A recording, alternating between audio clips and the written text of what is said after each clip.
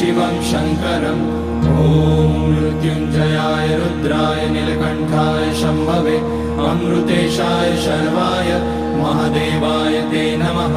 नमस्तेऽस्तु भगवन् विश्वेश्वराय महादेवाय त्र्यम्बकाय त्रिपुरान्तकाय त्रिकाग्निकालाय कालाग्निरुद्राय नीलकण्ठाय मृत्युञ्जयाय सर्वेश्वराय सदाशिवाय श्रीमान् महादेवाय नमः। ॐ नमः शम्भवाय च मयोभवाय च नमः शङ्कराय च मयस्कराय च नमः शिवाय च शिवतराय च।